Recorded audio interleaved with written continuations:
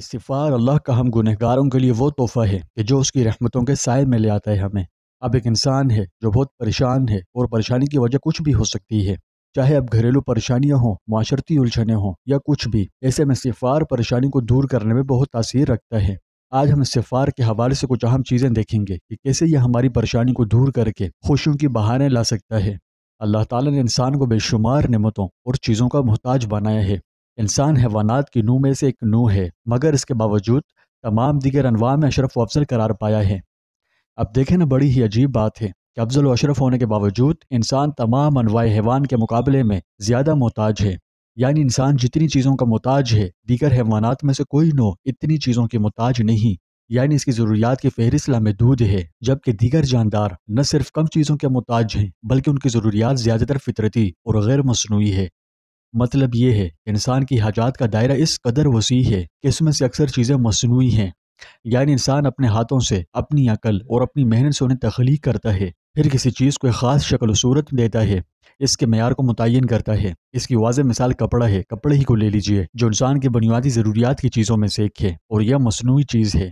کپڑا ایک مصنوعی شے ہے جس کی علت فاعل انسان خود ہے۔ انسان اپنی محنت و تدبر سے کپڑا بناتا ہے۔ کپڑے کی شکل، اس کا ٹیکسچر، موٹائی یا پتلا پن، یہ سب کچھ انسان کی محنت کا نتیجہ ہیں۔ یعنی وہ اس کی علت صوری، فارمل کوز بھی ہے۔ پھر کپڑے کی علت مادی، یعنی دھاگا بھی خود انسان ہی بناتا ہے۔ پہلے وہ دھاگا تیار کرتا ہے، پھر اس دھاگے کو بنتا ہے۔ یوں ایک فطری مادے، مطلب روئی کو لے کر انسان اسے کئی مصنوعی مراحل سے گزارتا ہے اور اپنی ایک نئی ضرورت پوری کرتا ہے۔ تو یہاں اصل سمجھنے والا مدعا یہ ہے کہ انسان کی حاجات بہت زیادہ ہیں۔ اسی وجہ سے فلاسفے، مستقلمین، محدثین و مفسرین، علماء کرام اور دانشور لوگ وغیرہ یہ کہتے ہیں کہ انسان مدنی الطبع ہے۔ مدنی الطبع ہونے کا مطلب یہ ہے کہ وہ اپنی زندگی کو خوشحال بنانے کے لیے نوع انسانی کے دیگر افراد کی معاونت کا محتاج ہے۔ کیا مطلب؟ کہ سب سے بنا کے رکھنی پڑتی ہے۔ یہ نہیں کرنا کہ ایک سے تعلق ختم، پھر دوسرے سے اور تیسرے سے، اور اس طرح لوگوں کو خود سے کاٹ کر تنہائی اختیار کر لینا، یہ صحیح نہیں، کیونکہ انسان اپنی انسانیت کی عظمت و شرافت برقرار رکھنے کے لیے اور راحت، اطمینان اور آرائش والی زندگی گزارنے کے لیے دوسرے لوگوں کی اعانت کا محتاج ہے، اور اس کی احتیاج طبیعی و فطرتی ہے۔ اسی وجہ سے انسان اپنی نوع کے دیگر افراد کے ساتھ مل جل کر زندگی گزارنے کا بہت زیادہ محتاج ہے۔ اب یہی وجہ ہے کہ کوئی انسان اکیلا اور تنہا جنگل میں رہائش اختیار نہیں کر سکتا، اور اگر وہ اسی رہائش اختیار کر بھی لے تو وہ خوشحال و شریفانہ زندگی نہیں گزار سکتا۔ اولاً تو اس کے لیے تنہا انفرادی زندگی انسان کی طبیعت و فطرت کے خلاف ہے۔ انسان فطرت مدین الطبع ہے۔ فطرت کے خلاف طرز زندگی اختیار کرنا بہت بڑی غلطی اور حماقت ہے، اور ثانیاً اس لیے کہ تنہا رہائش اور انفرادی زندگی اختیار کرنے کی صورت میں انسان نہ تو آرام و راحت والی زندگی گزار سکے گا اور نہ وہ اپنی ضروریات زندگی حاصل کر سکے گا۔ الغرض میل جول رکھنا خوشحال زندگی کے لیے ضروری شے ہے۔ تلخیاں ہوتی رہتی ہے، کبھی کبھی شریف النفس آدمی کے ساتھ بھی اونچ نیچ ہو جاتی ہے۔ یہ دنیا ہے، یہاں ہر قسم اور ہر طبیعت کے لوگ رہتے ہیں۔ اسی وجہ سے ہوتا کیا ہے کہ انسان کسی معاملے کی وجہ سے ذہنی دباؤ، ڈپریشن اور بے چینی وغیرہ کا شکار ہو جاتا ہے۔ دنیا بھر میں لاکھوں لوگ اسی بیماری کا شکار ہیں، اور حیران کن بات یہ ہے کہ اس کا علاج وہ عمل ہے جو اللہ نے صدیوں پہلے ہمیں عطا کیا تھا، یعنی استغفار۔ حدیث شریف میں آتا ہے کہ رسول اللہ صلی اللہ علیہ وسلم نے فرمایا، جو شخص کثرت سے استغفار کرتا ہے، اللہ اس کے لیے ہر غم سے نجات، ہر تنگی سے کشادگی اور رزق وہاں سے، روزی روٹی وہاں سے عطا فرماتا ہے جہاں سے اس کا گمان بھی نہیں ہوتا۔ یہ تو ہوئی دین کے زاویے سے بات، لیکن آپ کو یہ سننے میں حیرانی ہوگی کہ جدید سائنس بھی اس کی تائید کرتی ہے۔ ایک ریسرچ اسٹڈی کے مطابق ریپیٹیٹیو ورڈز دماغ پر بہت زیادہ اثر ڈالتے ہیں۔ امریکی یونیورسٹیز میں ہونے والی ریسرچ بتاتی ہے کہ جب انسان ایک ہی مثبت جملہ بار بار دہراتا ہے تو دماغ کے امگڈالا، جو خوف اور اسٹریس کنٹرول کرتے ہیں، اس کا دباؤ کم ہونے لگتا ہے۔ یعنی استغفر اللہ، استغفر اللہ، استغفر اللہ بار بار پڑھنے سے دماغ پرسکون ہوتا ہے۔ اللہ پاک انگزائٹی وغیرہ کو دور کر دیتا ہے اس کی برکت سے۔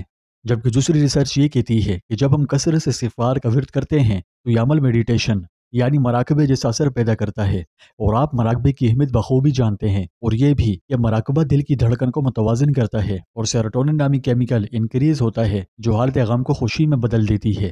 تیسری ریسرچ یہ کہتی ہے کہ جب انسان اپنی غلطی پر نادم ہو، یعنی کوئی بھی جانے انجانے میں خطا سرزد ہو جائے اس سے، تو اس پر معافی مانگنا، چاہے حقوق اللہ کے معاملے میں، چاہے حقوق العباد کے۔